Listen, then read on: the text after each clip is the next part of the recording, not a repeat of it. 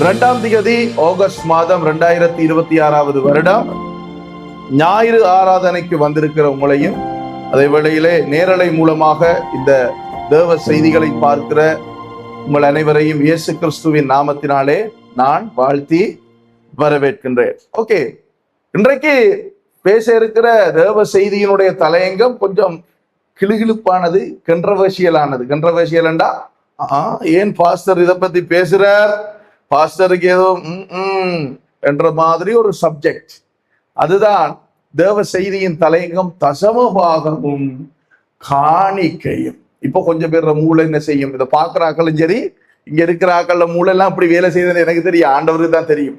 பாஸ்டருக்கு ஏதும் பணப்பிரச்சனை போல இருக்குது, பாஸ்டருக்கு காசு எதுவும் தேவை போல, பாஸ்டர் பிள்ளைகளுக்கு எதுவும் வேண்டதுக்கு காசு தேவையோ, தசமபாகத்தை காணிக்கையை பத்தி பேசுறார் என்று சொல்லி சில நேரம் உங்களுடைய மூளைகள் வேலை செய்வதற்கு வாய்ப்பு உண்டு. ஏன் அப்படி வாய்ப்பு இருக்கு என்று சொன்னா, தொழில்நுட்ப வளர்ச்சியால இப்ப ஊடகம் எல்லாம் வளர்ந்துருக்கு இல்லையா? சமூக வலைத்தளங்கள், social media, Facebook, Instagram, YouTube, thread, அது இது, டிக்டாக், டுக் பிக் பிக் எல்லாம் வளர்ந்துருக்கு. அப்ப இதுல இப்ப பார்க்கும் பொழுது இன்றைக்கும் தான் ஞாயிறு ஆராதனை நிறைய இடங்கள்ல, இந்தியாவில், இலங்கையில, உலகளாவிய ரீதியில நடக்கும் பொழுது அந்த நேரலையில கீழே அவங்களோட பேங்க் அக்கவுண்ட் நம்பர் எல்லாம் போட்டு நீங்கள் விருப்பமானால் உங்கள் காணிக்கைகளை அனுப்பி வைக்கலாம் என்று சொல்லி எல்லாம் பேசுவாங்க. இப்ப தசமபாகம் காணிக்கைன்றத பத்தி பேசுறதுக்கே பாஸ்டர்மாருக்கு இப்ப பயம். ஏன்?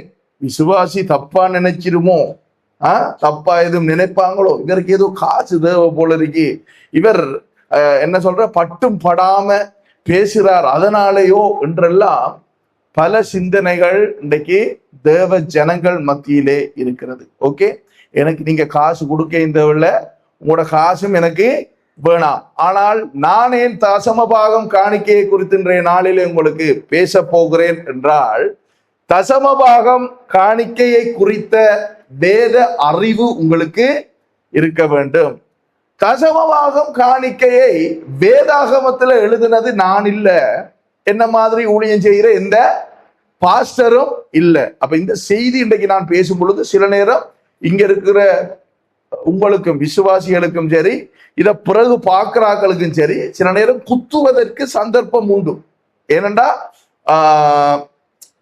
குத்துறதுக்கண்டா எப்படி என்று சொன்னா, ஐயையோ ஏன் இதை பேசுற, என்னது இவருக்கு எதுக்கு பணம் தேவையா, அப்படி தவறான எண்ணங்கள் உங்களுக்குள்ள வருவதற்கான வாய்ப்புகள் உண்டு. வரும் என்று சொல்லல, வர்றதுக்கு சந்தர்ப்பம் உண்டு. ஆனால் கர்த்தருடைய வார்த்தையில இருக்கிறதான் நான் உங்களுக்கு பேச போகிறேன். இதை விட்டு வெளியில ஏதாவது ஒன்று நான் பேசினா, நீங்க என்னட்ட நேரடியா வந்து என்னோட நீங்க முகத்துக்கு நேர, மூஞ்சுக்கு நேரையே பேச முடியும். ஓகே, தசமபாகம் காணிக்கை என்கின்ற இந்த காரியத்தை வேத புத்தகத்துல ஆண்டவர் தான் கொண்டு வந்தார். யார் கொண்டு வந்தார்? ஆண்டவர் தான். எந்த மனுஷனும் இத கொண்டு வரையும் இல்லை, உருவாக்கையும் இல்லை. ஆண்டவர் எதற்காக இதை கொண்டு வந்தார், ஏன் இந்த தசமபாகம் காணிக்கையை கொண்டு வந்தார்? இதை நாங்கள் கடைபிடிப்பதால், அவர் சொல்லுகிறபடி நாங்கள் செய்வதால், அதனால் நமக்கு என்ன ஆசீர்வாதம், நமக்கு என்ன லாபம், ஏன் நாங்க இதை செய்ய வேண்டும் என்கின்ற அறிவு உங்களுக்கு இருக்க வேண்டும். இப்ப நான் கடந்த நாட்கள்ல பழைய ஏற்பாடு முக்கியமா, திருவிருந்து முக்கியமா, திருவிருந்துல இருக்கிற காரியம் என்ன, அதை எப்படி எடுக்கணும், இப்படி சில அடிப்படை காரியங்களை உங்களுக்கு நான் பேசி கொண்டு வருகிறேன். இன்றைக்கு பல வருடங்கள் ஊழியம் செய்த ஊழியக்காரர்கள் கூட அடிப்படை காரியங்களை, அந்த அடிப்படை சத்தியங்கள்ல தடுமாறுகிறதை, அவர்கள் குழம்புறதை நாங்கள் பார்க்கக்கூடியதாக இருக்கிறது. அதனால நாளைக்கு நீங்களும் குழம்பி போகாதபடிக்கு தெளிந்த புத்தி உள்ளவர்களாய், ஓசியா 4வது அதிகாரம் 6வது வசனம் சொல்லுகிறது, என் ஜனங்கள் அறிவில்லாமல் சங்காரம் அடைய. ஏன் அவங்களுக்கு அறிவில்லையா? வேதத்தை மறந்தபடினால் அறிவில்லை. அப்ப வேதத்தை மறக்காதபடிக்கு, கர்த்தருடைய வார்த்தை என்ன சொல்லுகிறது என்பதை நீங்கள் அறிந்து கொள்ளும்படிக்கு நான் இன்றைக்கு இந்த காரியத்தை, தசமபாகம் காணிக்கை என்கின்ற விடயத்தை நான் பேச போகிறேன். நாங்க இந்த ஊழியம் ஆரம்பிச்சு இத்தனை வருஷ காலத்துக்கு நான் தசமபாகம் காணிக்கையை குறித்து எந்த பிரசங்கமும் எடுத்ததில்லை. ஆனா சாதாரணமா ஆராதனைக்கு வந்தவர்கள் விளங்கும்படிக்கு சும்மா அந்த வசனங்களை வாசிச்சிருக்கிறேன். அந்த செய்தி நான் பேசினதும் இல்லை, அது பதிவிட்டதும் இல்லை, சமூக வலைத்தளத்துல போட்டதும் இல்லை. ஓகே, தசமபாகம் என்கின்ற இந்த தமிழ் சொல்லுக்கு சரிதானே, இது கொஞ்சம் வேதத்தை ஆழமா படிக்கிறாக்களுக்கு இந்த தகவலை சொல்றேன். விளங்கினாக்கள் எழுதி கொள்ளுங்க, விளங்கினாக்கள் எடுத்துக்கொள்ளுங்க, விளங்காதாக்கள் விட்டுருங்க. தசமபாகம் என்கின்ற இந்த தமிழ் சொல்லுக்கு எபிரேய பழைய ஏற்பாட்டு வேதாகமத்துல எபிரேய மொழியிலே பாவிக்கப்பட்டிருக்கின்ற ஒரு சொல் இருக்கிறது. அந்த சொல் என்னென்றால் மா சர் என்கின்ற சொல் பாவிக்கப்பட்டிருக்கிறது. இந்த சொல் எப்படி உருவானது என்று சொன்னால், எசர் எசர் என்று சொன்னால் 10. என்னது? எசர் என்றால் 10. மா எசர் என்றால் 10ல் ஒரு பங்கு என்பது அர்த்தம். இதற்கு புதிய ஏற்பாட்டிலே, புதிய ஏற்பாட்டு வேதாகமத்திலே அல்லது பழைய ஏற்பாடு எபிரேய மொழியிலிருந்து கிரேக்க மொழிக்கு மொழிபெயர்க்கும் பொழுது பாவிக்கப்பட்டிருக்கின்ற கிரேக்க சொல் அப்போடெக்காட்டோ என்கின்ற சொல் பாவிக்கப்பட்டிருக்கிறது. சரிதானே? இது நீங்க வேதத்தை ஆழமா படிக்க விரும்புகிறார்களுக்கு நான் சொல்லுகிற இந்த தகவல். அடுத்தது காணிக்கை என்கின்ற ஒரு விஷயம் இருக்கிறது. அதற்கு எபிரேய மொழியிலே பாவிக்கப்பட்டிருக்கிற சொல் மின்கா. மின்கா என்கின்ற சொல் பாவிக்கப்பட்டிருக்கிறது. கிரேக்க மொழியில அதற்கு டொரோன் என்கின்ற சொல் பாவிக்கப்பட்டிருக்கிறது. காணிக்கை என்பதற்கு அங்கே மூலமொழி வேதாகமத்தில் பாவிக்கப்பட்டிருக்கின்ற அந்த சொற்களினுடைய மெய்யான அர்த்தம் என்னவென்றால், விருப்பப்பட்டு வழங்குகின்ற பரிசு. என்னது? விருப்பப்பட்டு வழங்குகின்ற பரிசு. பரிசு இப்ப நீங்க எனக்கு பரிசு கொடுக்குறீங்கன்னா நீங்க தான் இதை கொடுக்க போறேன்னு தீர்மானிச்சு எனக்கு கொண்டு வந்து பரிசு கொடுக்கணும். நான் உங்கள்ட்ட சொல்லக்கூடாது, என்ன எனக்கு பரிசு கொண்டு வா, பரிசு கொண்டு வா. இப்ப விளங்குதா உங்களுக்கு? இப்ப தேவ ஜனங்கள் விசுவாசிகளுடைய மனதுல இந்த காணிக்க தசமமாட்டா என்னடா பாஸ்டருக்கு காசு தேவை போல என்ற சிந்தனை வருவதற்கு காரணம், அடிக்கடி இந்த ஊழியர்கள் என்ன செய்யறன்னு சொன்னா, காணிக்கையே கொண்டு வா, காணிக்கையே கொண்டு வா, காணிக்கையை கொண்டு வாண்டு எந்த நேரமும் கேட்பதுனாலே. அப்ப காணிக்கை நீங்க விருப்பப்பட்டு கொடுக்கிற ஒரு விஷயம். சரிதானே? இந்த ரெண்டு விஷயமும் வேதாகமத்துல இருக்கிறது. பரிசு நாங்க தானே விருப்பப்பட்டு கொடுக்கணும். நான் எந்த நேரமும் பரிசு கேட்டு கொண்டிருக்கலாமா? ஒவ்வொரு தடவையும் பிறக்குள்ள பரிசை கொண்டு வா. நான் அப்படி கேட்டேன்டா யாரு தெரியுமா? நான் வளரல, நான் இன்னும் சின்ன பிள்ளை. கிஃப்ட் இருக்கா? கிஃப்ட் இருக்கா? சின்ன பிள்ளையில அப்படித்தானே, என்ன வேண்டி வந்தீங்க, என்ன கொண்டு வந்தீங்கன்னு கேட்கும் வெளியில போயிட்டு வந்தா. அப்ப ஒரு ஊழியக்காரன் காணிக்கையை கொண்டு வா, காணிக்கையை கொண்டு வாண்டு எந்த நேரமும் காணிக்கையை பத்தி பேசினா என்ன அர்த்தம்டா, அவர் இன்னும் முதிர்ச்சி அடையவில்லை என்பது அர்த்தம். சரிதானே? அதனாலதான் நான் இங்க தசமபாகம் காணிக்கையை குறித்து நான் பேசுவது குறைவு. சரிதானே? ஆனால் இன்றைக்கு நான் இதை குறித்து கற்றுக் கொடுக்க போகிறேன். நீங்கள் கற்றதுக்கு பின்பதாக கர்த்தருடைய வார்த்தையின்படி நீங்க நடக்க போறீங்களா, அதுல மட்டும் இதுல மட்டும் நடப்பேன், அதுல மட்டும் நடக்காம இருக்க போறேன் என்று தீர்மானம் எடுக்கிறது நீங்க.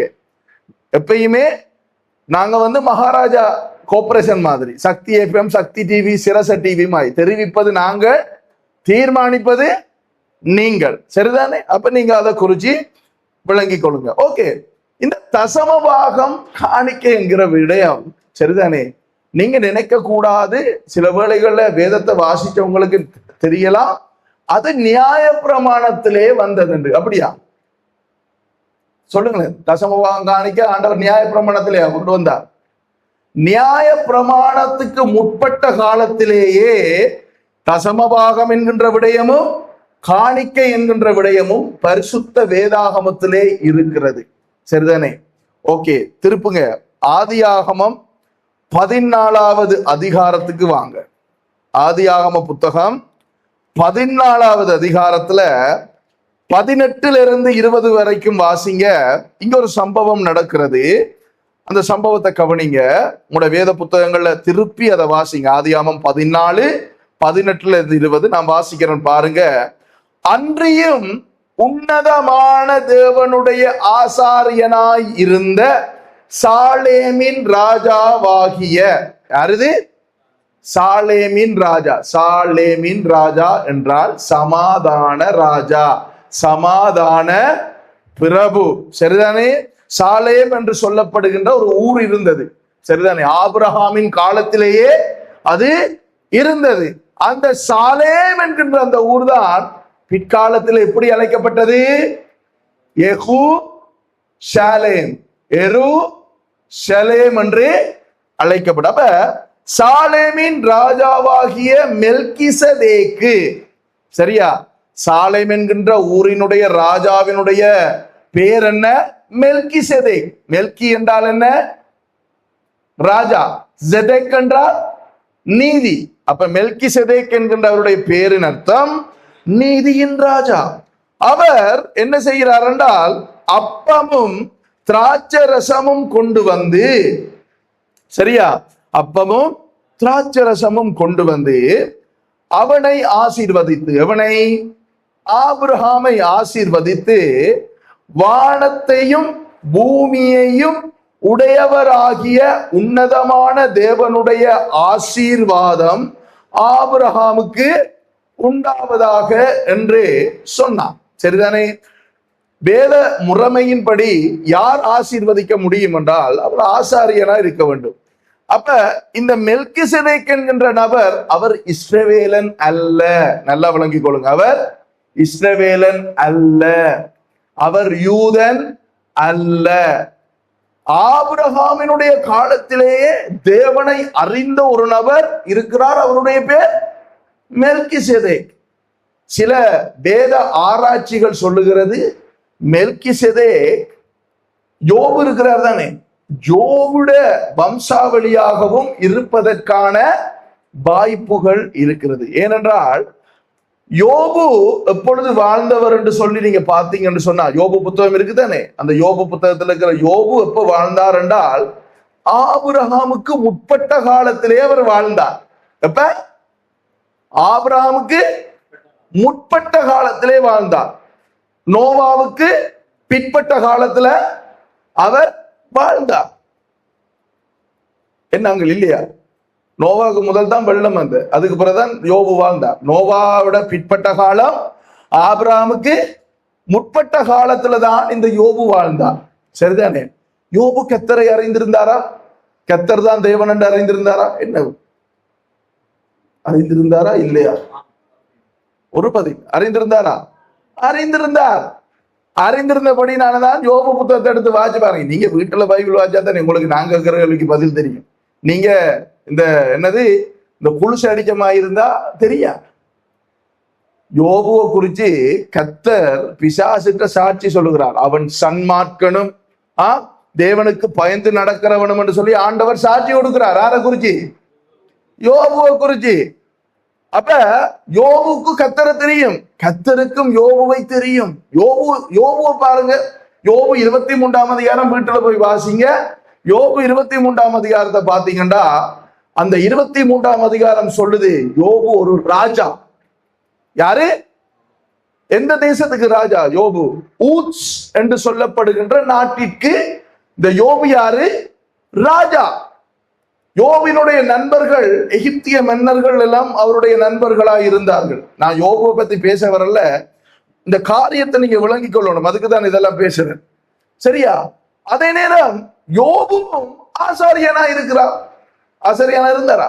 எப்படி சொல்லுங்க, ஆதாரம் சொல்லணும். சும்மா ஓமட்டு சொல்லக்கூடாது. என்ன கோர்ட்ஸ்ல கேஸ கொண்டு வந்தா ஆதாரம் சொல்லணும் இல்லையா? யோபு புத்தகம் வாசிங்க. யோபு தன்னுடைய பிள்ளைகளுக்காக பலி செலுத்துகிறார். என்ன செலுத்துறார்? பலி யாரு செலுத்தலாம்? ஆசாரியன் தான் செலுத்தலாம். சும்மா நடந்தவன் போறவன் இருந்தவன் எல்லாம் செலுத்த இயலாது. அப்ப யோபு பலி செலுத்துறார். யோபு அப்ப ஆசாரியனாகவும் இருக்கிறார், ராஜாவாகவும் இருக்கிறார். மெல்கிசதேக்கும் அப்படித்தான் இருக்கிறார். இப்ப மெல்கிசதேக்கு வந்து என்ன செய்யறாருன்னு சொன்னா ஆபிரகாமை ஆசீர்வதிக்கிறார். அவர் என்ன கொடுக்கிறார்? அப்பமும் திராட்சை ரசமும் கொடுக்கிறார். சரியா? அதெல்லாம் தோண்ட போல, அதெல்லாம் தோண்ட போன பெரிய பிரசங்கமாயிரும். 20வது வசனத்தை பாருங்க. உன் சத்துருக்களை உன் கையில் ஒப்பு கொடுத்த உன்னதமான தேவனுக்கு ஸ்தோத்திரம் என்று சொன்னான். இவனுக்கு ஆபிராம் எல்லாவற்றிலும் என்ன கொடுத்தான்? தசமபாகம் கொடுத்தான். ஓகே, இது எப்படி வந்ததுன்றதை நான் உங்களுக்கு விளங்குறேன். எல்லாத்துக்குமே ஒரு சரித்திரம், ஒரு பின்னணி இருக்கு, சரிதானே? அதாவது முற்பட்ட காலத்துல எகிப்தியர்கள், இந்த பாபிலோனியர்கள், அதாவது உலகத்தின் முதலாவது நாகரிகம், சரிதானே? நீங்க நினைக்க கூடாது ஆண்டவர் பைபிளுக்குள்ள மட்டும்தான் இருக்காரு. ஆண்டவர் எல்லாத்துக்குள்ளேயும் இருக்கிறார், தெரியுமா? ஆண்டவர் சரித்திரத்துக்குள்ளேயும் இருக்கிறார், ஆண்டவர் விஞ்ஞானத்துக்குள்ளேயும் இருக்கிறார், ஆண்டவர் கணிதத்துக்குள்ளேயும் இருக்கிறார். ஏன்? அவர் சர்வ வல்லமை உள்ள தேவன். நாங்க ஆராதிக்கிற தேவன் சும்மா குடுகுடுப்பு அடிச்சுட்டு போற தேவன் அல்ல. நாம் ஆராதிக்கிற தேவன் வேப்பிலையால் அடிச்சோடனே ஆடுற தெய்வம் அல்ல. நாம் ஆராதிக்கிற தேவன் சர்வ வல்லமை உள்ள தேவன். அவர் எல்லாத்தையும் ஆளுகை செய்கிறார், அவர் எல்லாத்தையும் பரிபாலனை செய்கிறார், அவர் எல்லாத்தையும் ரூல் பண்ணுகிறார். வேதம் சொல்லுகிறது, அவருடைய வார்த்தை சொல்லுகிறது, ஆண்டவருடைய வார்த்தை சொல்லுகிறது, நான் ராஜாக்களின் இருதயத்தை எப்படி திருப்புறாராம்? நீர்க்கால்களை போல திருப்புகிறார். நீங்க நினைக்க கூடா இங்க இப்ப இந்த அரசாங்கம் வந்தது, ஐயோ இது கர்த்தருக்கு சித்தம் இல்லை போல என்றெல்லாம் நினைக்க கூடாது. எல்லாத்தையும் ஆண்டவர் தான் செய்ய பண்ணுகிறார். எத்தனை பேர் செய்தி பார்த்தீங்க? 2 நபர்களுக்கு மரண தண்டனை வழங்கப்படுறதுக்கு பார்த்தீங்களா? பார்க்கலையா? என்ன நீங்க அப்டேட் இல்லாத இந்த, அதாவது உயிர்த்தெழுதல், இந்த குண்டு தாக்குதல் நடக்க போகுது என்று தெரிந்தும் அதை தடுக்கவில்லை என்று இலங்கை இருந்த பெரிய பாதுகாப்பு இதுல இருந்த 2 பேருக்கு நீதிமன்றத்தினாலே மரண தண்டனை அளிக்கப்பட்டிருக்கு. நீங்க நினைக்க கூடாது ஆண்டவர் இந்த நம்ம ஆண்டவர் கொசு அடிக்கிறாள் என்று, சரியா? நீங்க அப்படி நினைச்சா அது உங்களோட மனப்பாங்கு. உங்களுக்கு இன்னும் வசனம் தெரியாது, அதான் பிரச்சனை. சபையில கை வச்சா கை வெட்டும், கையை வெட்டுவாரு, ஏன்னா அவர் தானே சபையை தன்னுடைய சொந்த ரத்தம் கொடுத்து வேண்டியிருக்கார். நீங்க நினைக்க கூட ஏதோ வந்தாச்சு அல்லது கத்தரை என்று போறோம் என்று. இது ஆண்டவருடைய சபை. நீங்க 5 பேர் இருந்தாலும் ஆண்டவருடைய சபை தான், 1000 பேர் இருந்தாலும் ஆண்டவருடைய சபை தான், தெரியுமா? ஆண்டவருடைய சபையில கை வைத்தால், சரிதானே? சபை ஜனங்கள் எப்படி நடக்கிறாங்க, ஊழியக்காரங்களை எப்படி, அது 2வது பிரச்சனை. அவருடைய சபையில நீங்க கை வைத்தால் அவர் சும்மா இருக்க மாட்டே. சபைக்கு தலை அவர். வேதம் சொல்றது அவர்தான் தலை என்று. அப்ப ஆண்டவர் இந்த காரியத்தை வைத்திருக்கிறார், சரிதானே? அப்ப எகிப்திய பாரம்பரியங்கள், இந்த மெசபத்தோமிய பாபிலோனிய பாரம்பரியங்கள்ல ஒரு சம்பிரதாயம் இருந்து வந்தது, சரிதானே? இந்த சம்பிரதாயம் என்னவென்று சொன்னால், தங்களுக்கு வருகிற வருமானம், அதாவது வருமானம் என்றால் அந்த காலத்துல பணம் இல்லை, சரிதானே? நல்லா விளங்கிக் கொள்ளுங்க.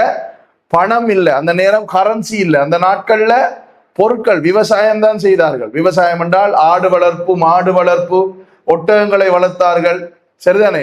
விவசாயம், அதாவது மரக்கரை தோட்டங்கள், இந்த என்ன சொல்றது, வயல், இந்த மாதிரி விஷயங்கள் தான் செய்தாங்க. அப்ப இதுல வார அந்த மொத்த தொகைய, அவர்கள் வருகிற மொத்த வருமானத்தை 10% என்று சொல்லி அவர்கள் கணக்கிட்டாங்க. இப்பதான் நாங்க 100% எல்லாம் சொல்ற, அந்த நாட்கள்ல 10% தான் இருந்தது, சரிதானே?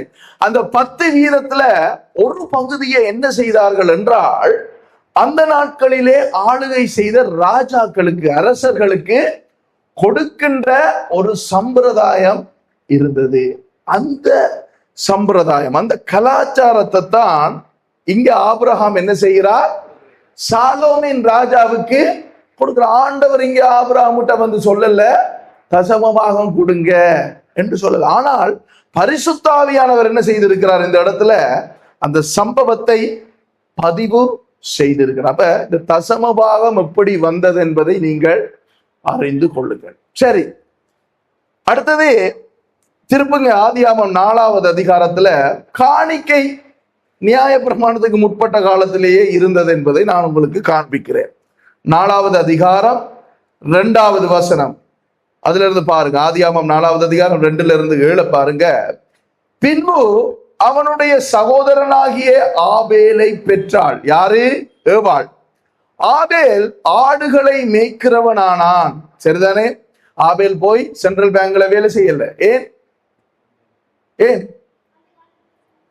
சென்ட்ரல் பேங்க் இல்ல, அந்த நாள்ல காசே இல்லை. ஓகே, ஆபேலை பெற்றான். ஆபேல் ஆடுகளை மேய்க்கிறவனானான். காயின் நிலத்தை பயிரிடுகிறவனானான். சினலால் சென்ற பின்பு காயின் நிலத்தின் கனிகளை கர்த்தருக்கு காணிக்கையாக கொண்டு வந்தான். யாரு காணிக்கை கொண்டு வந்தது? ஃபர்ஸ்டுக்கு ஆபேலா? காயின். உடனாலும் நீங்க எத்தனை பேர் வாட்சிங்களோ தெரியாது. நீங்க சிலாக்கள் பிரசங்கம் பண்ணி நான் கேட்டிருக்கிறேன். ஆபேலுடைய காணிக்கையை கர்த்தர் அங்கீகரித்தார். ஏனென்றால் அவன் தரமான காணிக்க கொடுக்கணும் கர்த்தருக்கு என்று தீர்மானிச்சது யாரு? ஆபேலா காயினா? காயின். அப்ப காயினை அவன் கொண்டு வந்தான். 4வது வசனம், ஆபேலும் தன் மந்தையின் தலையீற்றுகளிலும் அவைகளில் கொழுமையானவைகளிலும் சிலவற்றை கொண்டு வந்தான். ஆபேலையும் அவன் காணிக்கையும் கர்த்தர் அங்கீகரித்தார். நல்லா கவனிங்க. இப்ப ஆபேலுடைய காணிக்கையை கர்த்தர் அங்கீகரிக்கிறார், காயினுடைய காணிக்கையை அங்கீகரிக்க. ஏன்? ஆண்டவருக்கு ஆட்டிறைச்சி சாப்பிடுற பிரியமா?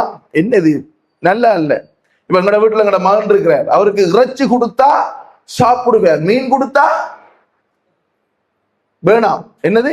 இறைச்சி கொடுத்தா சாப்பிடுவார், மீன் கொடுத்தா சாப்பாடு இறங்காது. அப்படி ஆண்டவருக்கு நிலத்தின் பயிர் வகை மரக்கறி சாப்பிட மாட்டேன்னா, எனக்கு ஆட்டிறைச்சி தான் வேணும். அப்படி இரத்த பிரியர், இறைச்சி பிரியரா ஆண்டவர்? இல்ல. இதெல்லாம் நீங்க தவறா விளங்கி கொள்ளக்கூடாது. சரியா? பாருங்க, ஆபேலையும் அவன் காணிக்கையும் கர்த்தர் முதல் யார என்னத்தை அங்கீகரிக்கிறார்? காணிக்கையா? காணிக்கையை கொண்டு வந்த நபரையா? பதில் சொல்லுங்களேன். நபர. காணிக்கை கொண்டு வந்த நபர் முதல் என்ன செய்யப்பட வேண்டும்? நம்முடைய தேவன் நேற்று என்று மாறாதவரா? சொல்லுங்க. மாறுகிறவரா மாறாதவரா? மாறாதவர். இங்க இந்த ஏதேன் தோட்டத்துல இருந்த இந்த ஆபேல் காயினுடைய காலத்திலிருந்து அதே தேவன் மனுஷனாகி பூமிக்குள்ள வருகிறார். அவருக்கு பேரொன்று வைக்கிறாங்க. என்ன? அவர் நாமம் இயேசு கிறிஸ்து. அவர் வந்து சொல்லுகிறார், உன் பேரில் உன் சகோதரனுக்கு ஒரு குறை உண்டானால் என்ன செய்ய சொல்கிறார்? காணிக்கையை வச்சுட்டு போய் ஒப்புரவாயிட்டு வந்து காணிக்க. இங்கேயும் என்ன நடக்குது? அதுதான் நடக்குது. என்ன இப்ப விளங்கிட்டா? ஆதியாமத்தை எழுதினது மோசே, மத்தேயு சுவிசேஷம், அந்த சுவிசேஷத்தை எழுதினது வேற ஆள். கிட்டத்தட்ட 4000 வருஷத்துக்கு முதல் அந்த சம்பவம் நடக்குது. தேவன் மாறினாரா? பரிசுத்த ஆவியானவர் மாறினாரா? மாறல. சரிதானே? அப்ப ஆபேலையும் அவன் காணிக்கையும் அங்கீகரித்தார். அடுத்த வசனத்தை பாருங்க, காயினையும் அவன் காணிக்கையையும் அவர் அங்கீகரிக்கவில்லை. அப்பொழுது காயினுக்கு மிகவும் எரிச்சல் உண்டாகி அவன் முகநாடி வேறுபட்டது. சரியா? காயின் கொண்டு வந்த காணிக்கையில பிரச்சனை இல்லை. நல்லா விளங்கி கொள்ளணும் இதை. நீங்க காயின் கொண்டு வந்த காணிக்கையில பிரச்சனை இல்லை, காயினுடைய உள்ளந்தான் பிரச்சனை. அவர் சில ஆக்களை பாருங்க, சும்மா நைஸ் அப்படி தட்டு விட்டீங்கன்னா என்ன நடக்கும்? வேற யாரும் எனக்கு கதைக்கிறான் அப்படி கோபம் வந்துடும். சில ஆக்கள் இருக்காங்க, கொஞ்சம் கிண்டுனீங்கண்டா. எனக்கு தெரிஞ்ச ஒரு நபர் இருக்கிறார், பேர் சொல்ல விருப்பம் இல்லை. அவங்க வீட்டுல வேலை செய்யக்குள்ள எதுவும் போய் என்ன கேட்டா போகும்போது வேலைக்குள்ள கைக்க கூடாது. சரியா? போகும்போது அந்த ஆளை கோபப்படுத்தணும்டா எனக்கு தெரியும் எந்த நேரம் அப்படி என்ன செய்யணும், என்னத்தை துண்ணணும். ஆண்டவருக்கு நம்மளை விட தெரியும். அவருக்கு தெரியும் இவர உள்ளான நிலைமையை வெளியில கொண்டு வரணும்டா என்ன செய்யணும். அவர் அங்கீகரிக்காம பேச விட்டார். என்ன நடந்தது? முகநாடி. உடனே என்ன நடந்தது பாருங்க, காயினுக்கு மிகவும் எரிச்சல் வந்தது. அந்த உள்ளான நிலைமை வெளிப்படுது. அவனுடைய முகநாடி வேறுபடுது. முகநாடி வேறுபட்டது. அப்பது 6வது வசனம், அப்பொழுது கர்த்தர் காயினை நோக்கி, பாருங்க இதெல்லாம் நடக்க உடனே கர்த்தர் வந்து காயினை நோக்கி, உனக்கு ஏன் இப்ப எரிச்சல் உண்டாயிற்று? உன் முகநாடி ஏன் வேறுபட்டது? நீ நன்மை செய்தால் உனக்கு மேன்மை இல்லையோ? சிலாக்களுக்கு ஏதாவது நல்லது செய்தால் டக்கண்டு மேன்மை கிடைக்கணும், பெருசா பேசணும். அவர்தான் இவர் வேதம் சொல்லுது, நீ செய்யற வலது கை செய்யறத இடது கைக்கு தெரியக்கூடாது என்று கர்த்தர் சொல்ல. நீ தர்மம் செய்ய வரும் பொழுது அந்த ரங்கத்திலே செய்ய வேண்டும், அது தெரியாம செய்ய வேண்டும் என்று சொல்லப்படுது. இப்ப நீங்க பேஸ்புக்கை தட்டி பாருங்க, அரிசி கொடுக்கக்குள்ள போட்டோ, கிஃப்ட் கொடுக்கக்குள்ள போட்டோ, என்னத்தை செய்யக்குள்ளையும் போட்டோ அடிச்சு போடுறோம். நாங்கள் கர்த்தருடைய கிருபை, அது கர்த்தரை இழுத்துருவான் உள்ளுக்குள்ள. கர்த்தருடைய கிருபையினாலே நாங்கள் 3000 குடும்பங்களுக்கு பருப்பு கொடுத்தோம், கர்த்தருக்கு ஸ்தோத்திரம். அடே வேதம் சொல்லுதுல அந்த ரங்கத்துல கொடுண்டு தெரியா. அப்ப இங்க காயினுக்கு என்ன வந்தது? எரிச்சல் வந்தது. கர்த்தர் வந்திருக்கிறார், நீ நன்மை செய்தா உனக்கு மேன்மை. அவர் என்ன எதிர்பார்த்தார்?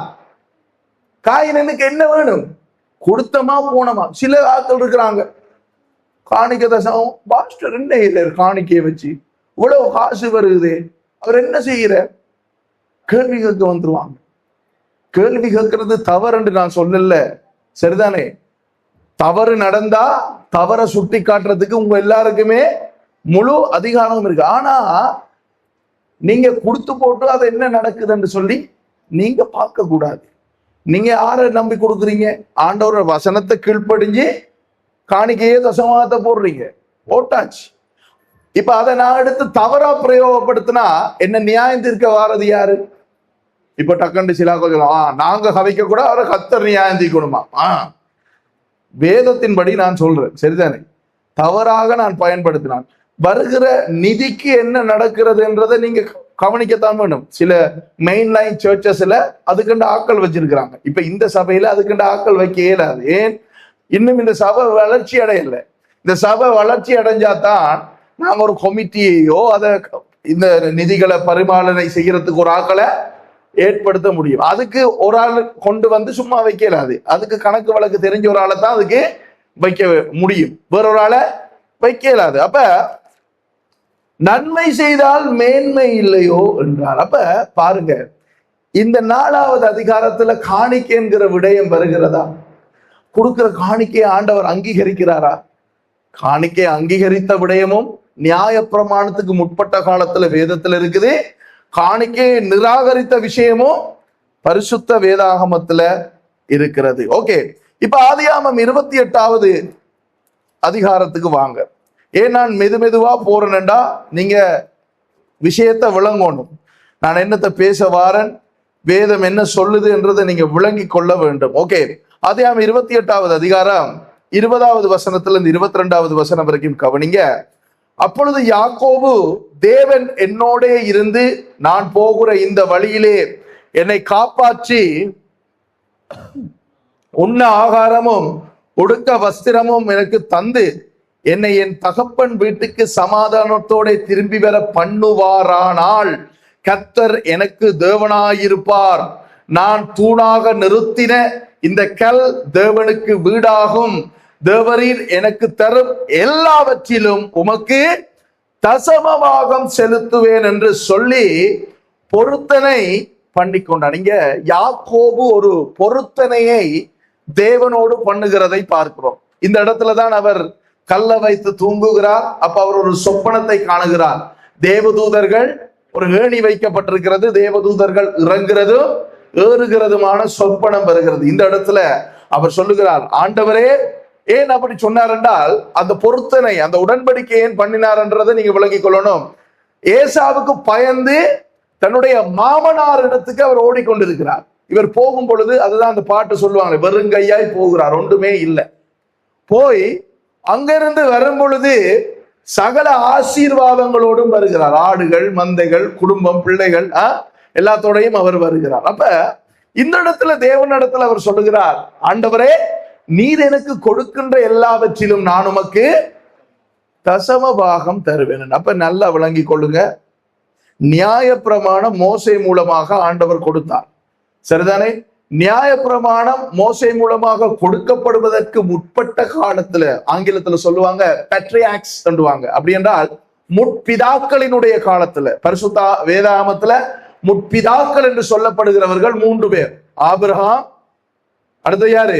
ஈசாக்கு, யாக்கோபு. இவங்க 3 பேரும் முற்பிதாக்கள் என்று பரிசுத்த வேதாகமத்திலே அழைக்கப்படாத பிதாக்களினுடைய காலத்திலே, முற்பட்ட காலத்திலே, நியாயப்பிரமாணத்துக்கு முற்பட்ட காலத்திலே, கட்டளை சட்டத்துக்கு முற்பட்ட காலத்திலேயே தசமபாகம் காணிக்கை என்கின்ற விடயம் வேதத்திலே இருக்கிறது. இதை எழுதினவர் நான் அல்ல, ஜொனத்தன் அல்ல. இதை எழுதினவர் யார் என்றால் பரிசுத்த ஆவியானவர். அந்த விசுவாசம் உங்களுக்கு இருக்க வேண்டும். 2 தீமோத்தேயு 3வது அதிகாரம் 16வது வசனம் தெளிவாக சொல்லுகிறது, வேத வாக்கியங்கள் எல்லாம் யாரால் அருளப்பட்டிருக்கிறதா? பரிசுத்த ஆவியானவரினாலே நமக்கு அருளப்பட்டிருக்கிறது. அப்ப நான் இந்த இடத்துல இருந்து, இந்த பலிபடத்திலிருந்து நான் உங்களோடு பேசும் பொழுது கர்த்தருடைய வார்த்தையை உங்களுக்கு நான் பேசிக் கொண்டிருக்கிறேன். அப்ப உங்களுக்கு உள்ள ஏதாவது சம்திங் நடந்தா எனக்கு தெரியாது. அது செய்கிறது பரிசுத்த ஆவியானவர். அவருடைய வார்த்தையா மூலமாக அவர் உங்களோடு இடைப்படுகிறார். சரிதானே? பேதுரு அந்த அப்போஸ்தலர் 2ஆம் அதிகாரத்துல கர்த்தருடைய வார்த்தையை பிரசங்கித்த பொழுது அவர்கள் இருதயத்திலே என்ன நடந்தது? அவர்களுக்கு குத்துண்டவர்களா என்ன செய்தார்கள்? மனம் திரும்பினார்கள். மனம் திரும்பி என்ன செய்தார்கள்? ரட்சிக்கப்பட்டார்கள். அப்ப இன்றைக்கு மட்டுமில்ல, மற்ற நாட்களில் நான் இந்த இடத்துல இருந்து பேசுகிற தேவ செய்திகள் கர்த்தருடைய வார்த்தையின் அடிப்படையில இருக்கிறபடினால உங்களுக்குள்ள ஏதாவது ஒரு குற்ற மனப்பான்கு அப்படி இப்படி ஏதாவது உணர்வுகள் ஏற்பட்டால் நல்லா விளங்கி கொள்ளுங்க, ஆவியானவர் உங்களோடு பேசுகிறார். சரிதானே? உங்களுடைய தவறை இப்ப நான் பேசும்பொழுது எனக்கு கொண்டு நடக்காது என்று நினைக்காதீங்க.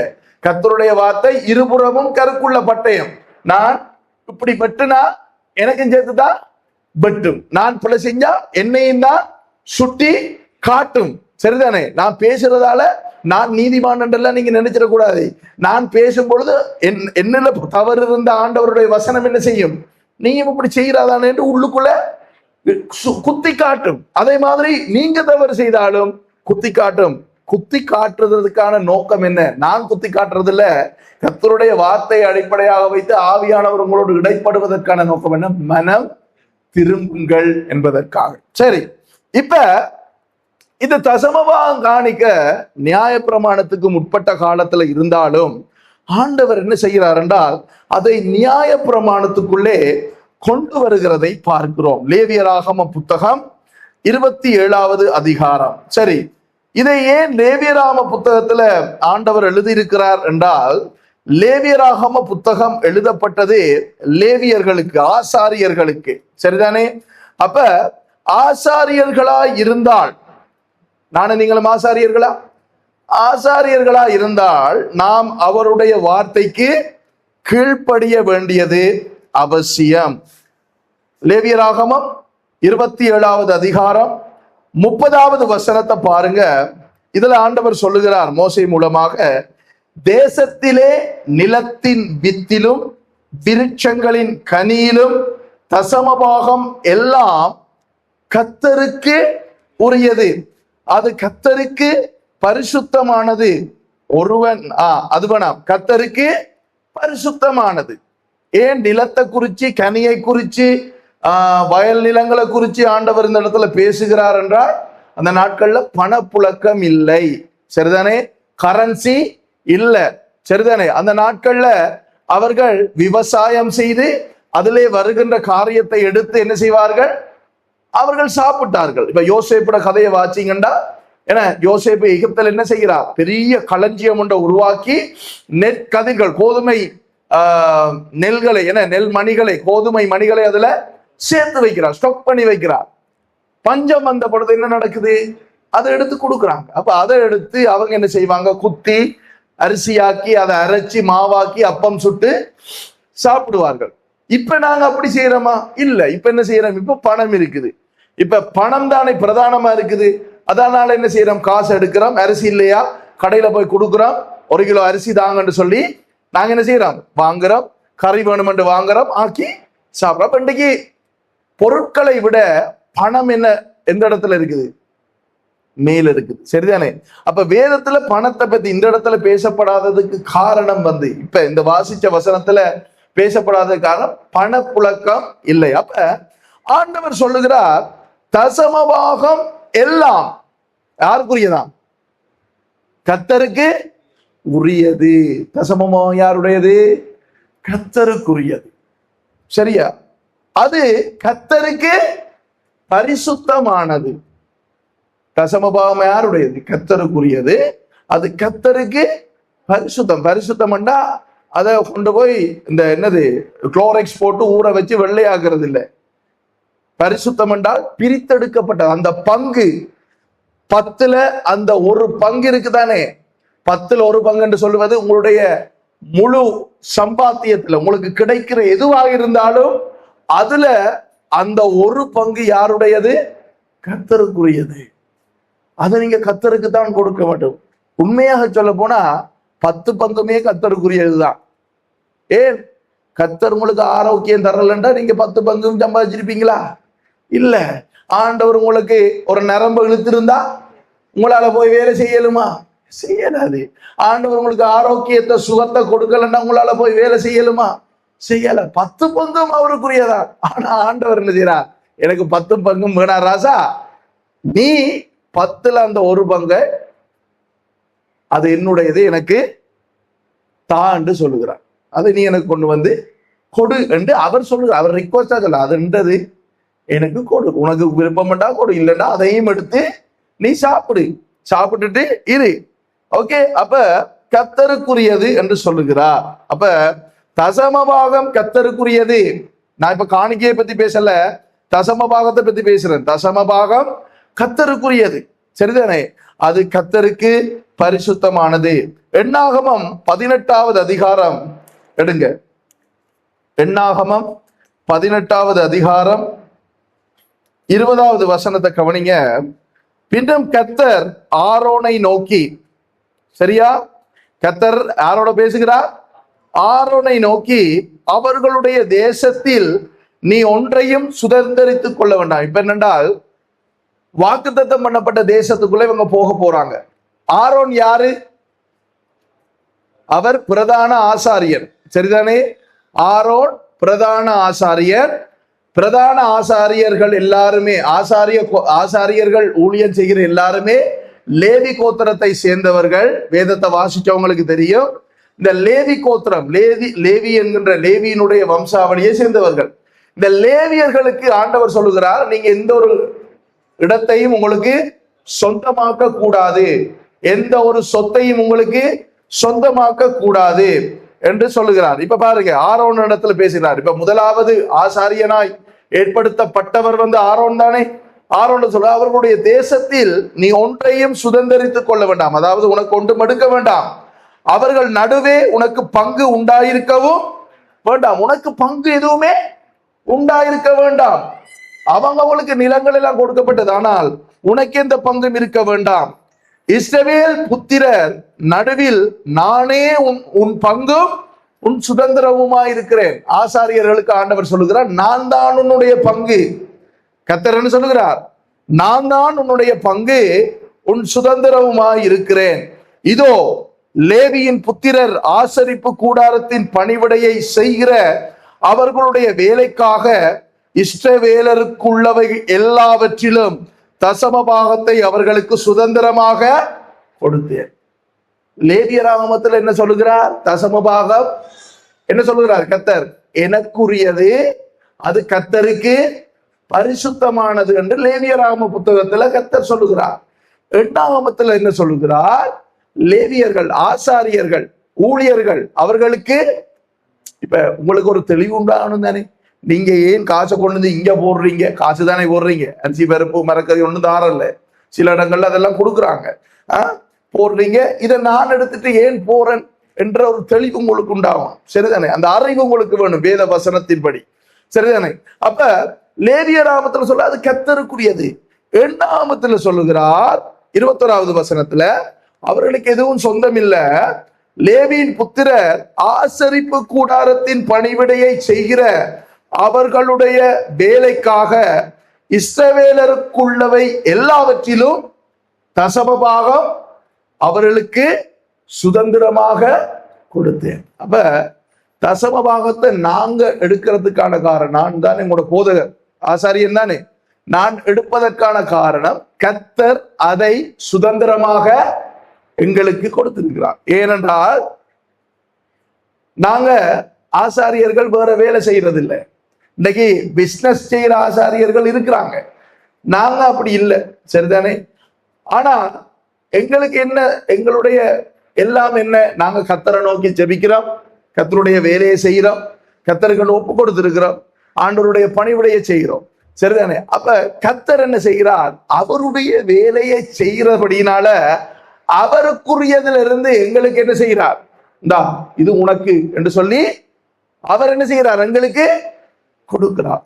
அவருடைய வேலையை செய்வதனால கர்த்தர் எங்களுக்கு கொடுக்கின்ற அந்த சம்பளம் தான் நீங்க எல்லாரும் கொண்டு வந்து இந்த இடத்துல போடுற தசம பாகம். சரியா? இதையும் பாஸ்டர் எடுக்கிறான்னு விளங்குதா? இப்ப ஓகே, அதை எடுத்து அவர் தவறா பிரயோஜனப்படுத்தினா அது கர்த்தர் அதுக்குரிய தண்டனை அவருக்கு கொடுப்பார். சரிதானே? அப்ப தசமபாகம் கர்த்தருக்குரியது. தசமபாகம் கர்த்தருக்கு பரிசுத்தமானது. பரிசுத்தமானதுல கைய வச்சா என்ன நடக்கும்ன்றது கர்த்தருடைய வார்த்தை சொல்லுகிறது. எண்ணாகமம் 18:20 அவர் சொல்லுகிறார், என்னுடைய தசமபாகத்தை நான் ஆசாரியர்களுக்கு சுதந்திரமாக நான் கொடுத்தேன் என்று சொல்லி சொல்லுகிறதை பார்க்கிறோம். ஓகே, இப்ப மல்கியா தீர்க்கதரிசியினுடைய புத்தகம், ஓகே, 1வது அதிகாரத்துக்கு வாங்க.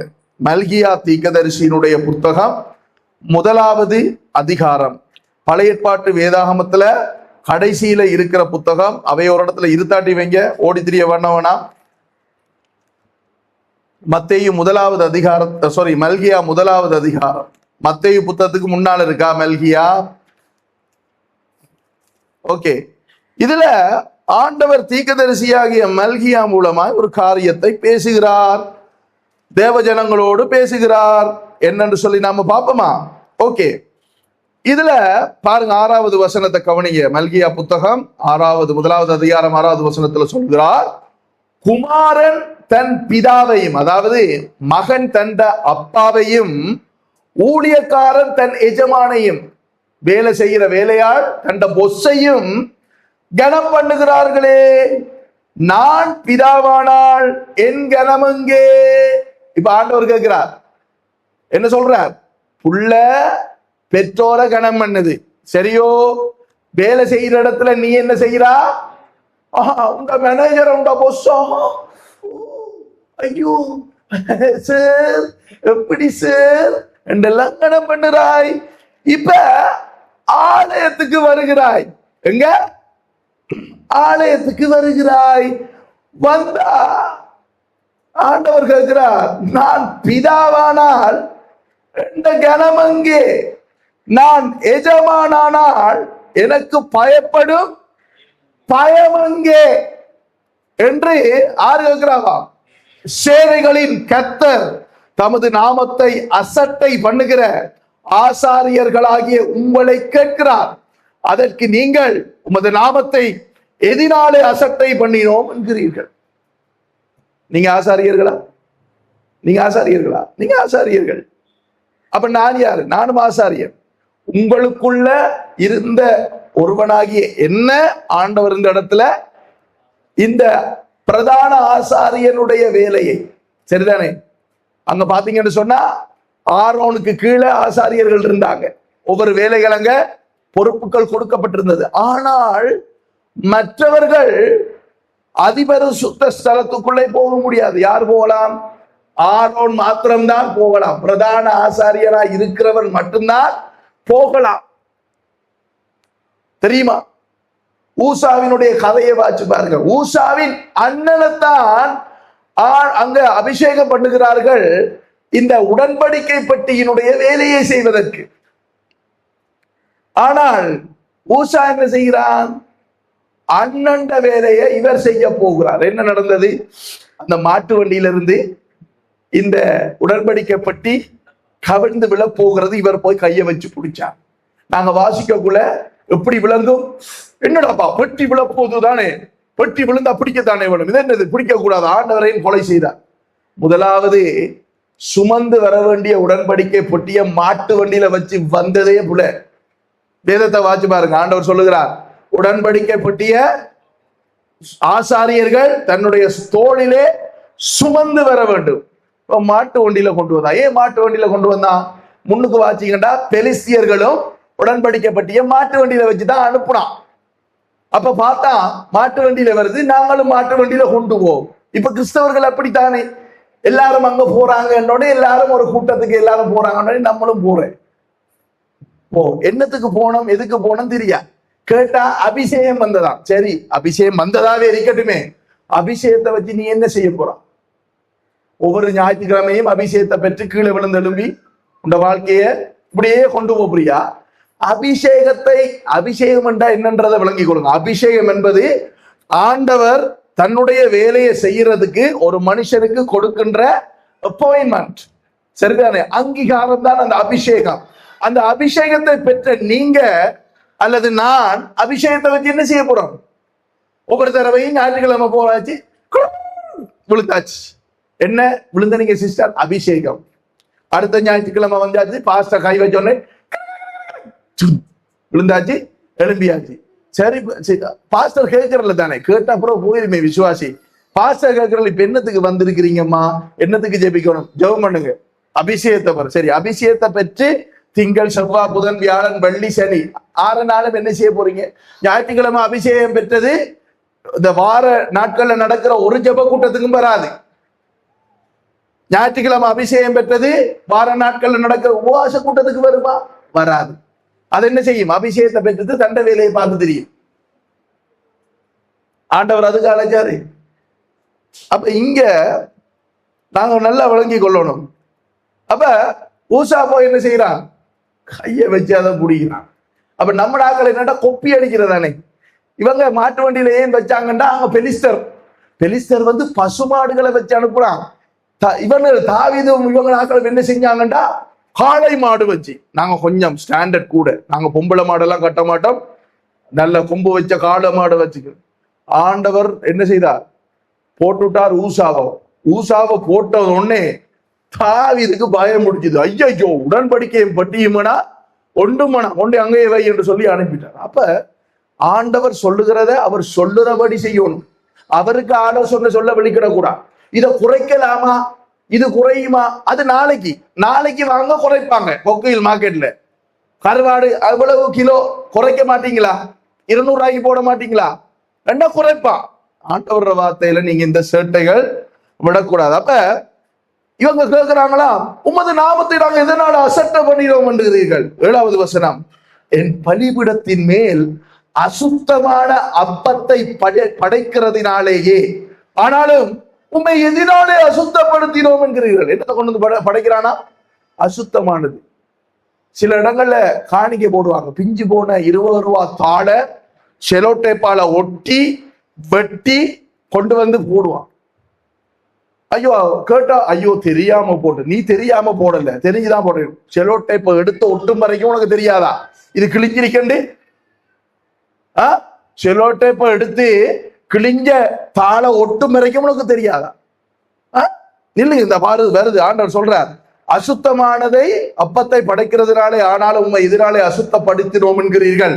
கர்த்தருடைய பந்தி எண்ணமற்று போயிற்று என்று நீங்கள் சொல்லுகிறதினாலேயே நீங்கள் கண் ஊனமானதை பலியிட கொண்டு வந்தாலும் அது பொல்லாப்பல்ல, நீங்கள் கால் ஊனமானதை நசல் பிடித்ததையும் கொண்டு வந்தாலும் அது பொல்லாப்பல்ல என்கிறீர்களே, அதை நீ உன் அதிபதிக்கு செலுத்து, அவன் உன்மேல் பிரியமாயிருப்பானா, உன் முகத்தை பார்ப்பானோ என்று சேனைகளின் கர்த்தர் கேட்கிறார்.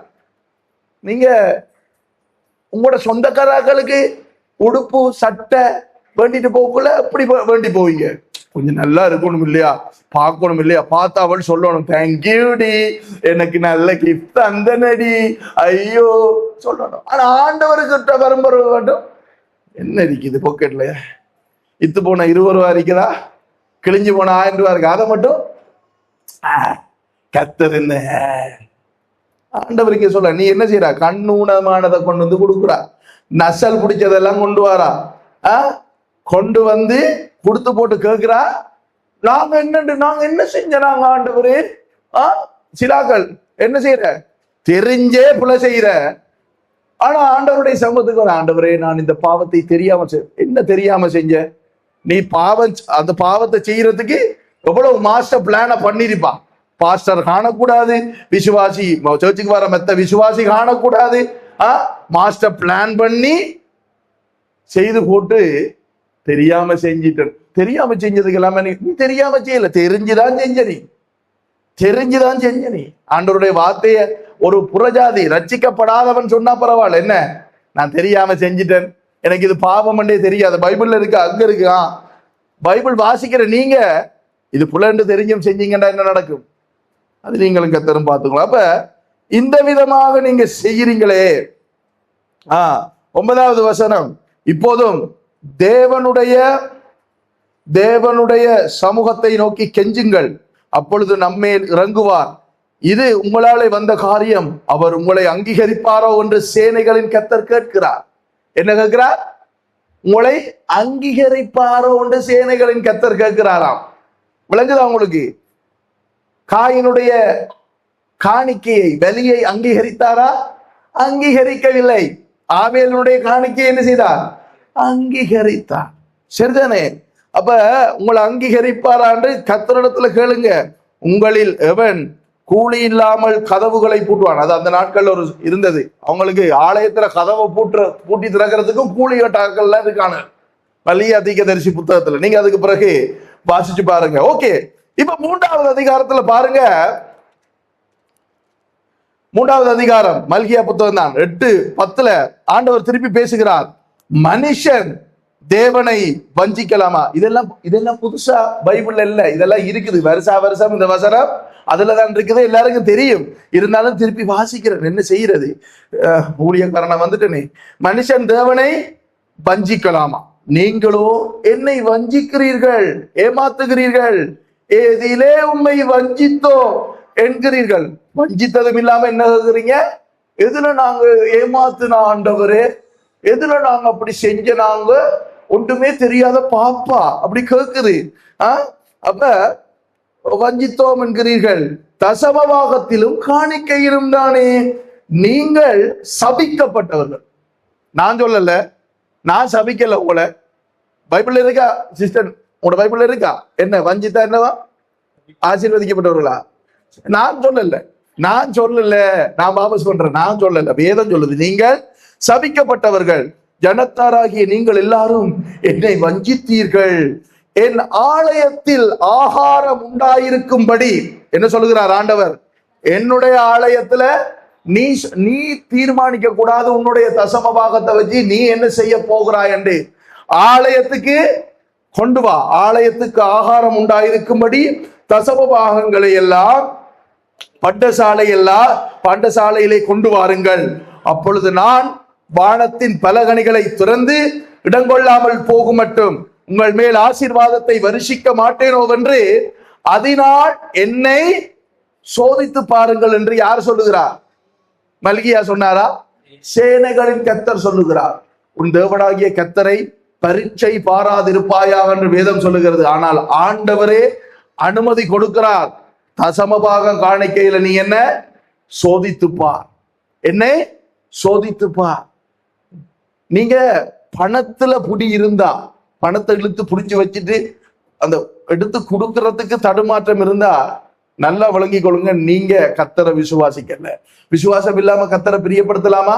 பிரியப்படுத்த முடியாது. நீங்க தூக்கி இப்படி போடணும், போட்டு யாரை விசுவாசிக்கணும்? நான் ஆண்டவருக்கு கொடுத்திருக்கிறேன், நான் ஆண்டவருக்கு உண்மையா நடந்திருக்கிறேன். வேதம் சொல்லுகிறது, உண்மை உள்ள மனிதன் பரிபூரண ஆசீர்வாதங்களை பெறுவார். உண்மை உள்ள மனிதனுக்கு தான் பரிபூரண ஆசீர்வாதம். நீ உள்ள உண்மை இல்லாம இருந்தா ஆசீர்வாதம் பெறும். அது அப்பப்ப வந்து தலைய காட்டிட்டு போகும். இப்ப இவ்வளவு நேரம் நான் பேசினேன்னா, இப்ப சில விதண்டாவாதிகள் எழும்புவார்கள். என்ன சொல்லுவார்கள்? தசம பாகம் காணிக்கெல்லாம் பழைய ஏற்பாடு. இப்ப இந்த புத்தகம் பாச்சு பழைய ஏற்பாடு தானே, மல்கியா புத்தகம் கடைசி புத்தகம் பழைய ஏற்பாடு. புதிய ஏற்பாட்டுல அங்க தசம பாகம் காணிக்கலாம் இல்ல. இந்த பழைய ஏற்பாடு அதெல்லாம் பழைய உடன்படிக்கை. பிரதர், என்ன பிரதர் நீங்க பேசுறீங்க? புதிய ஏற்பாட்டுல நீங்க காண்பீங்க பாப்போம். தசம பாகம் காணிக்க இருக்காண்டு காண்பிக்கிறோம். மத்தேயு 23வது அதிகாரம் ஆண்டவராய் இயேசு பேசினதையே உங்களுக்கு நான் காண்பிக்கிறேன். மத்தேயு 23வது அதிகாரம் எடுத்துட்டீங்களா? தண்ணி கொஞ்சம் குடிப்போம்.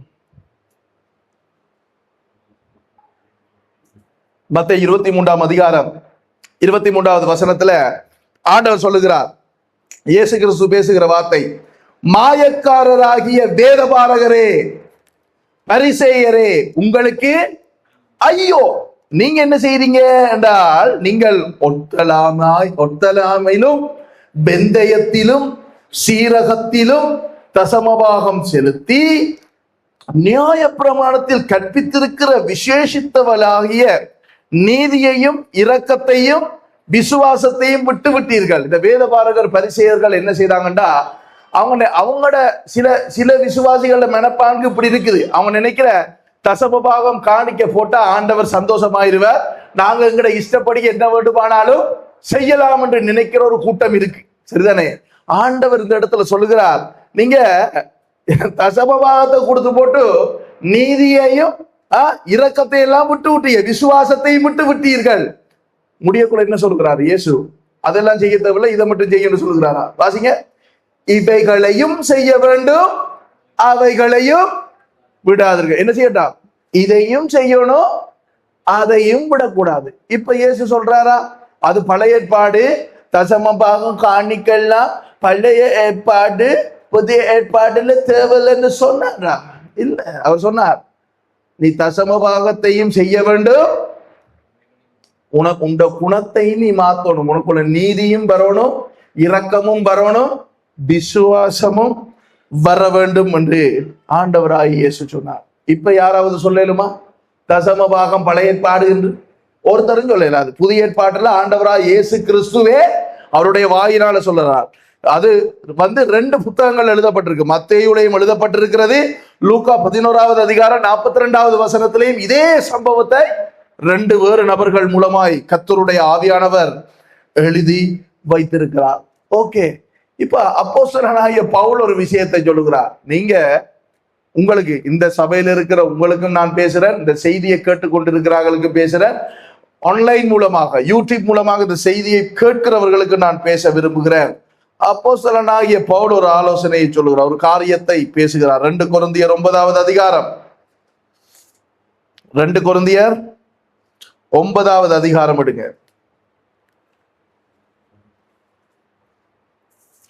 2 கொரிந்தியருடைய புத்தகம் 9வது அதிகாரம். ஓகே, அதுல கவனிங்க, 6வது வசனத்திலிருந்து கவனிங்க. பின்னும் நான் சொல்லுகிறது என்னவெனில், சிறுக விதைக்கிறவன் சிறுக அறுப்பான், பெருக விதைக்கிறவன் பெருக அறுப்பான். மனுஷன் எதை விதைக்கிறானோ அதையே தான் அறுப்பான். சரிதானே? நான் காலையிலையும் இந்த வசனத்தை பேசினேன். என் மகள் ஒரு பெரிய கிளிப் போட்டுட்டு வந்திருக்கிறான் இன்றைக்கு.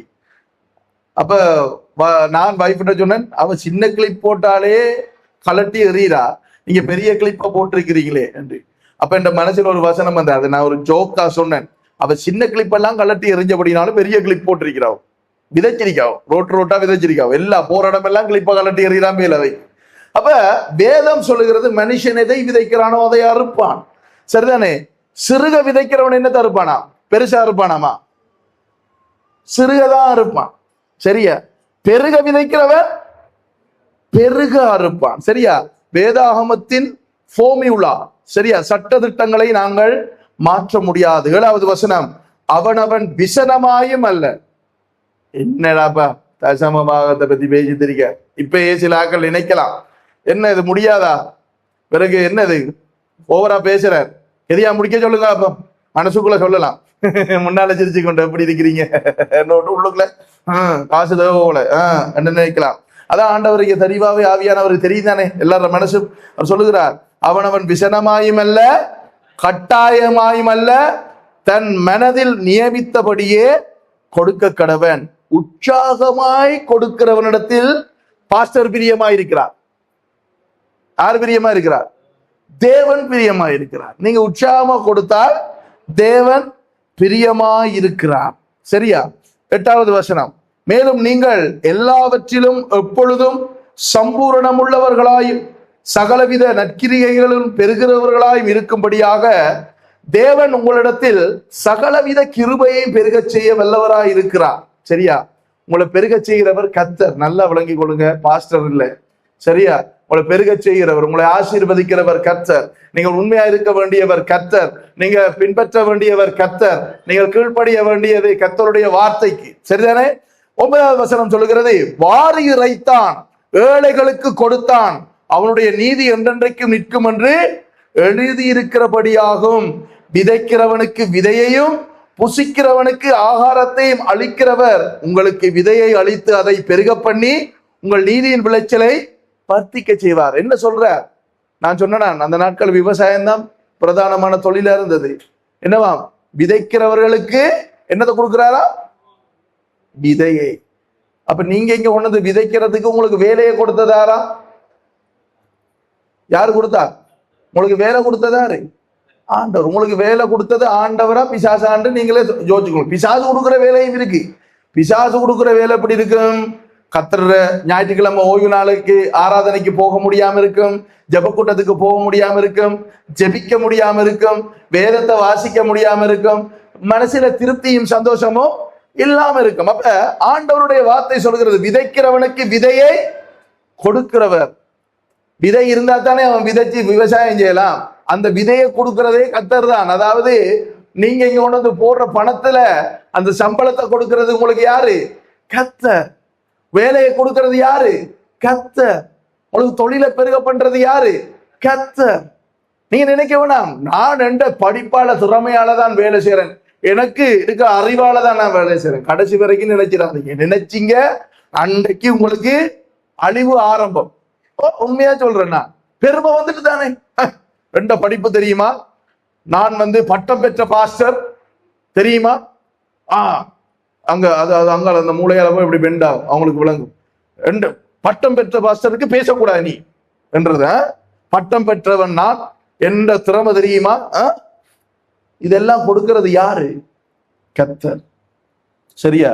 அப்ப நீங்க யாருக்கு உண்மையா இருக்க வேண்டும் என்பதை குறித்து நீங்கள் அறிந்து கொள்ளுங்கள். 2 கொரிந்தியர் 8வது அதிகாரத்துல பாருங்க, 1வது 2வது வசனத்தை பாருங்க. அப்படியே திருப்பிடிங்கன்னா பின்னால வந்துடும். அன்றையும் சகோதரரே, பவுல் சொல்லுகிறார், மக்கதோனியா நாட்டு சபைகளுக்கு தேவன் அளித்த கிருபையை உங்களுக்கு அறிவிக்கிறோம்.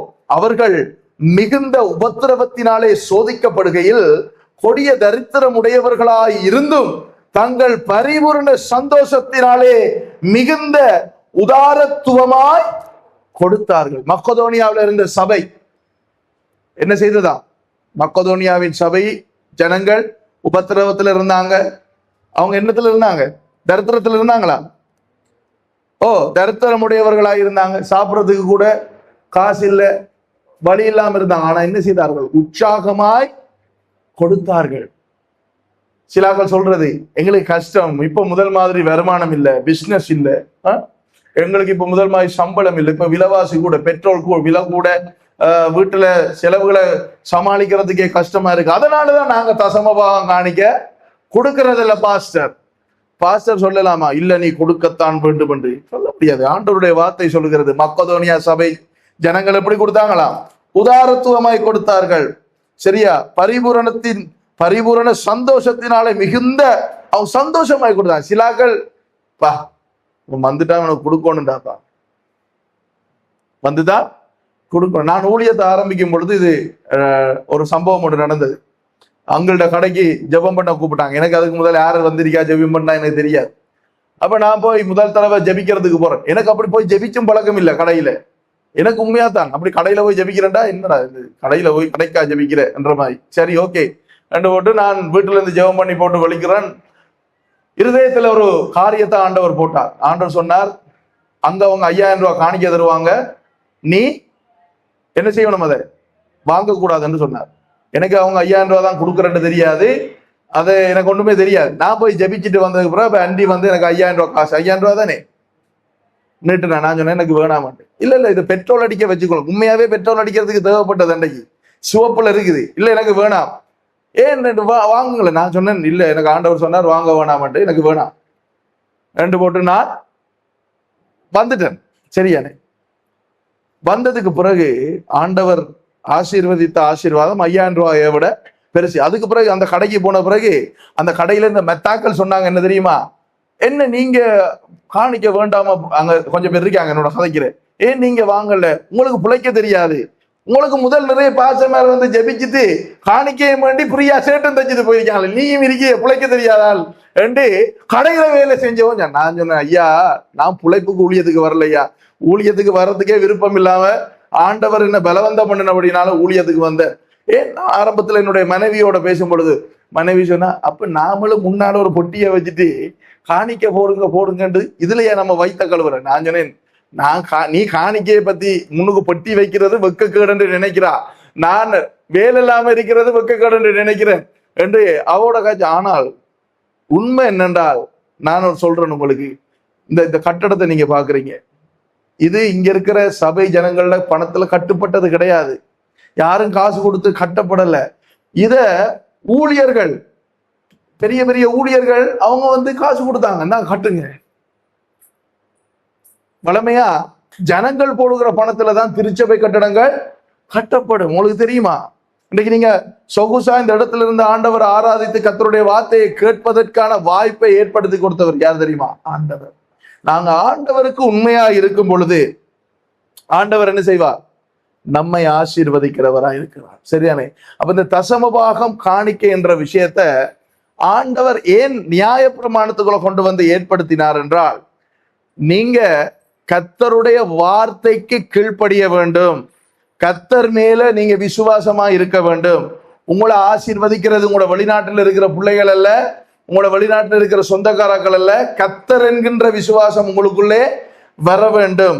அப்போஸ்தலர் 4:34-35 நீங்க வாசிச்சீங்கன்னா உங்களுக்கு தெரியும், அவர்கள் சொத்துக்களை கூட வித்து கொண்டு போய் அப்போஸ்தலர்களுடைய பாதத்திலே அவர்கள் வைத்தார்கள் என்று வாசிக்கிறோம். அதை நல்லா கவனிக்கணும். சொத்துக்களை வித்து கொண்டு போய் அந்த அந்த பணத்தை எங்க வச்சாங்க? கால்ல. பணத்தை அப்போஸ்தலர்கள் கால்ல தான், காலுக்கு அடியில வைத்திருந்தார்கள். சரியா? அதனாலதான் அங்க அவர்களுக்கு தேவைகள் எல்லாம் சந்திக்கப்பட்டது. நாங்களும் காலுக்கு அடியில தான் வச்சிருக்கிறோம். எங்க வச்சிருக்கிறோம்? காலுக்கு அடியில. சிலாக்கள் நெஞ்சில வச்சிருப்பான், சில தலையில. சிலாக்களுக்கு பணம் தான் எல்லாமே. அதைத்தான் சொல்லுவாங்க ஆங்கிலத்துல ப்ராஸ்பெரிட்டி கோஸ்பல். அண்மையில ஒரு திருமணம் நடந்திருக்குது. இலங்கையில இருக்கிற ஒரு ஊழியக்காரன், அவருடைய மகளுக்கு மாத்து மோதிரமே கிட்டத்தட்ட $5000 என்றா கணக்கு பாருங்க, உங்களோட காசுல எவ்வளவு வரும். மாத்து மோதிரம் என்கேஜ்மெண்ட்டுக்கு. அப்ப நாங்க இயேசு எங்களுக்கு கற்பித்து கொடுத்த வாழ்க்கை, ஊழியத்துக்கு பணம் தேவை. பண ஆசைதான் எல்லா தீமைக்கும் வேற ஒழிய பணம் தீமை அல்ல. பணம் தேவை, பண ஆசை இருக்கக்கூடாது. கொண்டு வந்து போட வேண்டும், பெயிண்ட் அடிக்க வேண்டும், இதெல்லாம் ஆண்டவர் எதிர்பார்க்கல. இதெல்லாம் செய்யணும், பெயிண்ட் அடிக்கணும், மெயின்டைன் பண்ணணும், எல்லாம் இருக்கு. ஆனா அதுக்காக போட்டு அட்டை ரத்தத்தை குடிக்கிற மாதிரி, இந்த அப்கண்ட்ரி சைட்டுக்கு போனா அட்டை பட்டா என்ன செய்யும்? ரத்தம் குடிக்கிறது தெரியாது. நாங்க அந்த காலத்துல இருக்கும் பொழுது சில விசுவாசிகள் உணர்ச்சி வசப்பட்டு, இப்ப அபிஷேகம் என்ற பேர்ல உணர்ச்சி தானே வசப்படுது, உணர்ச்சி வசப்படுற, இமோஷனல் ஆகுற, உணர்ச்சி வசப்பட்டு சம்பளத்தை எல்லாம் கொண்டு வந்து போடுங்கள், நகையெல்லாம் கழட்டி போட்ட சம்பவங்கள் எல்லாம் நாங்கெல்லாம் பார்த்து வந்த நாங்க. அதனாலதான் இந்த பண விஷயத்துல நாங்க மிகவும் கவனமாய் இருக்க வேண்டும் என்றே நாங்கள் இதை உங்களுக்கு போதிக்கிறோம். சரிதானே? ஆண்டவர் எதை செய்ய சொல்லி இருக்கிறார், எதை நாங்க செய்ய வேண்டும் என்கின்ற அறிவை நீங்கள் பெற்றுக்கொள்ளுங்கள். மார்க்கு 12:41-44 பிறகு நீங்க வீட்டுல வாசிங்க, அந்த சம்பவம் உங்களுக்கு தெரியும். ஆண்டவர் காணிக்கைப்பட்டிக்கு பக்கத்துல இருக்கிறார். சரியா?